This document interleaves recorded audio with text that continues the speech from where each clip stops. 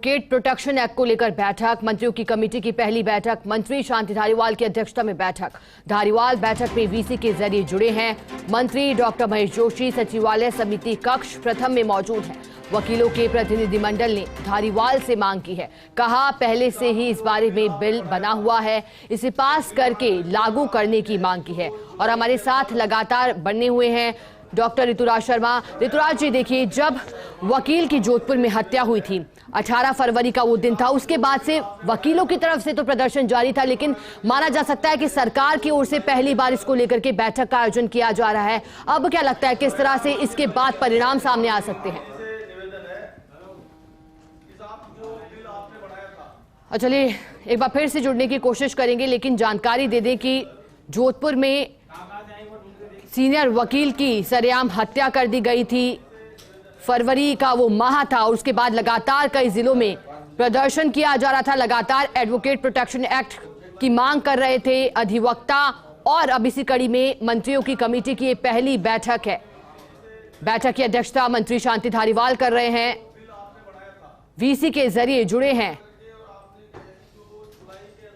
अब देखने वाली बात यह रहेगी कि बैठक के बाद किस तरह के परिणाम सामने आते हैं, क्योंकि अधिवक्ता लगातार इस मांग को उठा रहे हैं। उनका कहना है कि कई बार इस तरह की घटनाएं हुई हैं, जब वकील की हत्या तो जहां हुई फरवरी माह में, लेकिन कई बार देखा गया है कि कोर्ट परिसर के बाहर वकीलों के साथ मारपीट भी हो जाती है। ऐसे में लगातार अपनी सुरक्षा की मांग कर रहे हैं वकील। एडवोकेट प्रोटेक्शन एक्ट को लागू करने की मांग है इन वकीलों की, और अब इसी कड़ी में कई बार वार्ता भी हुई है, लेकिन अब ये पहली बैठक।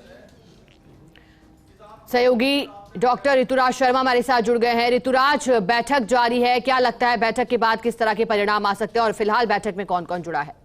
देखिए, मोटे तौर पर ये सामने आया है बैठक में कि जो प्रोटेक्शन एक्ट को लेकर जो बिल है, बिल का जो प्रारूप है, उसको लेकर मोटे तौर पर सहमति नजर आ रही है। तो मुख्य तौर पर ये कहा जा रहा है कि यही मांग की जा रही है मंत्रियों के जो कमेटी है कि वह बिल विधिवत रूप से जो अभी सत्र जारी है विधानसभा का, उसमें पास करके और उसे लागू कर दिया जाए।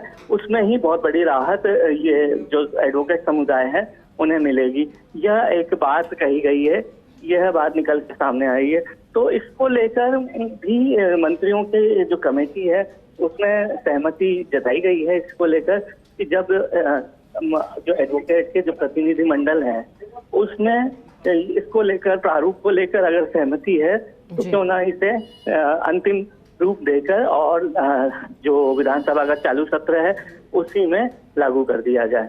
तो इसी को लेकर विभिन्न जो नियम कायदे हैं उनको लेकर मंथन किया जा रहा है। क्योंकि विधि विभाग की ओर से ये बैठक आयोजित की जा रही है, तो तमाम जो पहलू हैं, विधिक पहलू, कानूनी पहलू, उनको लेकर बारीक नजर रखते हुए यह तय किया जा रहा है कि आखिरकार जो विधानसभा सत्र में रखा जाए बिल, उसका प्रारूप अंतिम रूप में क्या हो। जी, तो ये मान सकते हैं कि बैठक के सकारात्मक परिणाम सामने आएंगे। और जहां, क्योंकि मंत्री शांति धारीवाल अध्यक्षता कर रहे हैं बैठक में, वकीलों की ओर से कौन कौन मौजूद है, वहां कौन कौन से सीनियर अधिवक्ता मौजूद हैं ऋतुराज जी? देखिए, वकीलों की ओर से सीनियर अधिवक्ताओं के मौजूदगी है, लेकिन ये जो समिति है वह मुख्य तौर पर अभी मंत्रियों की समिति ही इसको लेकर डिस्कशन कर रही है। और चूंकि उन्हें राय देने के लिए बुलाया था, राय दी गई है, उन प्रतिनिधिमंडल ने ये बात कही है पुरजोर तरीके से कि बिल को लेकर जो भी प्रारूप बना है, उसी को जो प्रारूप जो बनाया गया है और जिसको लेकर वकीलों के एक बड़े समुदाय में सहमति है, उसी को अगर लागू कर दिया जाए तो बहुत बड़ी एक राहत मिलेगी एडवोकेट समुदाय को। ये भी जानकारी आ रही थी कि जो वकीलों का प्रतिनिधिमंडल बैठक में शामिल हुआ है, उनका कहना है कि पहले से ही इस बार में बिल बना हुआ है। इसके अलावा और क्या जो यहाँ पर उनकी तरफ से मांग की जा रही है ऋतुराज जी, और क्या बातें उनकी तरफ से, तथ्य जो यहाँ इस बैठक में रखे गए हैं? देखिए, कोई मुख्य तौर पर उस बिल के जो प्रारूप है उसमें ये कही गई जो भी बातें हैं उसको लेकर, उन प्रावधानों को लेकर सहमति जताई गई है।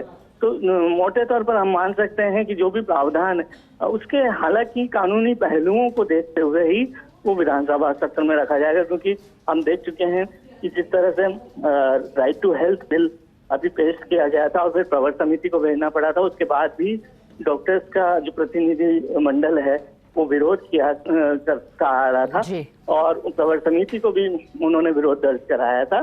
तो कोई खामी न रह जाए, इसको लेकर भी तमाम तरीके की जो तकनीकी और कानूनी विशेषज्ञों से जो राय ली जा सकती है उसे देखते हुए आगे बढ़ा जाएगा। जी चलिए, बहुत शुक्रिया आपका मैसेज जुड़ने के लिए और जानकारी के लिए।